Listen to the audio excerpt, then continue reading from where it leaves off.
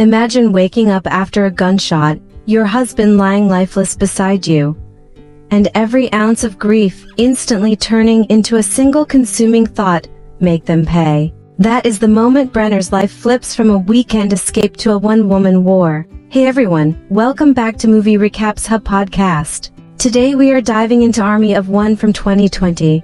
This is the full story, told in one piece, so get comfortable. Brenner and her husband Dylan had gone on a weekend trip to relax. While driving through a remote area, they ran into a stranger named Hank. He would not stop making inappropriate comments toward Brenner. She ignored him, completely unimpressed by this creep. Hank sped off, disappearing at the next fork in the road. They thought it was just a random encounter, but they had no idea a nightmare was about to begin. Soon, the couple reached a quiet forest clearing.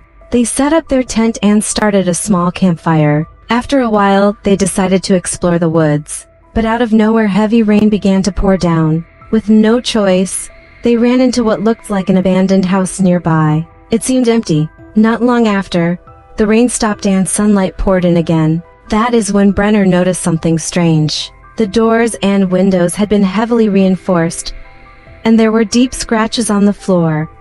Marks from something being dragged or moved often. Curious, Brenner ignored Dylan's warnings and pushed aside a cabinet. What she saw behind it left them both frozen in shock. When they woke up again, they were already tied up. Among their captors was none other than Hank, the same man from earlier. It turned out this place was a secret hideout for a group of criminals. They suspected Brenner and Dylan were undercover cops, and when they found a police badge on Dylan, their doubts turned to fury. Without hesitation, they executed them both. But by sheer luck, Brenner survived. The gunshot had only grazed her scalp.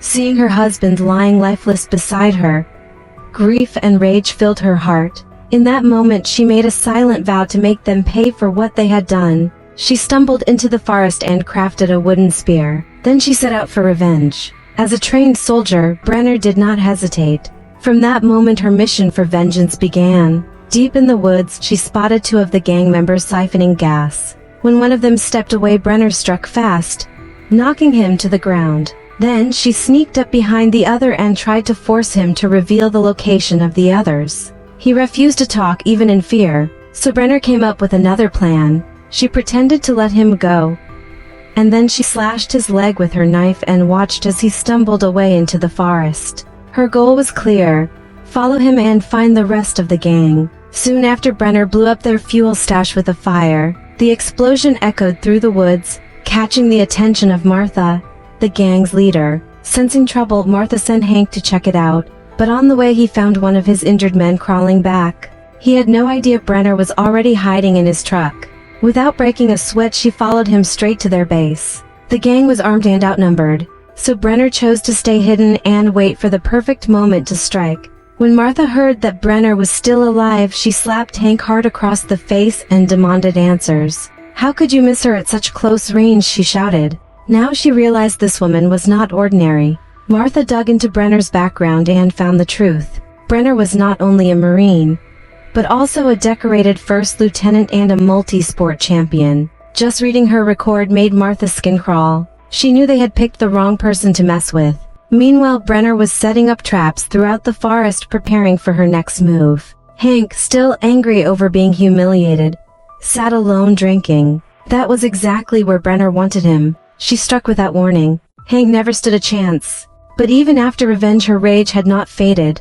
Now she had only one goal left: to wipe out the entire criminal group once and for all. The next day, Brenner discovered that this group of criminals had committed countless terrible acts. In secret, they were even involved in human trafficking. Brenner looked around carefully and found where the cells were located. She quietly made her way over. Luckily, the gang members were lazy and had all fallen asleep during their midday break.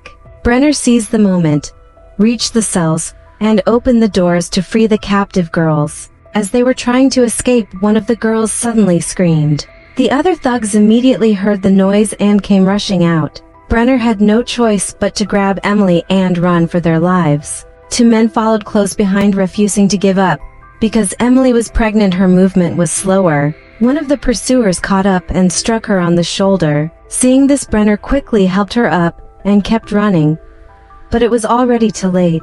Their best chance to escape was gone. Fortunately, Brenner's traps were set up just ahead. As the attackers crept closer, Brenner triggered the mechanism in an instant. Just when Brenner thought she could take a short break, she suddenly heard Emily's desperate cries not far away. Two of the men had captured her again. Brenner quietly followed them from behind, but the sound of gunfire soon drew the attention of a nearby police officer on patrol. Brenner explained everything to the injured officer, then hid him in a safe place before taking Emily with her to escape.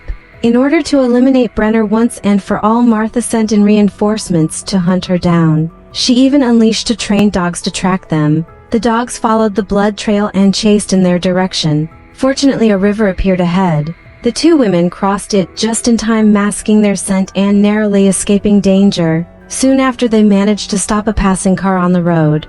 The driver turned out to be a forest ranger from the area. At last, they could finally relax for a moment. But the moment the car stopped, they realized with horror that they had been brought right back to the criminals' hideout. The ranger was one of them too. Once again, Brenner and Emily fell into the hands of the gang. When Martha learned that Emily was carrying her son's child, she did not punish her right away. Instead, she ordered Brenner to be tied up and suspended from the ceiling, determined to make her suffer first. Emily thought Martha would let her go after that, but she was wrong. Martha spoke a few cruel words that crushed Emily's last bit of hope. With no other choice, Emily decided to take a risk. When she brought food to Brenner, she quietly slipped into the room. Catching one of the guards off guard, she attacked from behind. Emily freed Brenner from her restraints. Then Brenner injected herself with a stimulant, regaining her full strength once again. But just then Martha came in, holding Emily hostage. She ordered Brenner to drop her weapon and surrender. Looking at poor Emily, Brenner froze, unsure of what to do. Her heart sank as she realized she had failed. Martha managed to escape and Emily lay motionless on the floor. A month later, a relaxed and carefree Martha suddenly received a mysterious message. That is the full story of Army of One from 2020. If you enjoyed this recap, please like the video, leave a comment with your thoughts, and subscribe to Movie Recaps Hub podcast for more full recaps like this. Thanks for listening, and I will see you in the next one.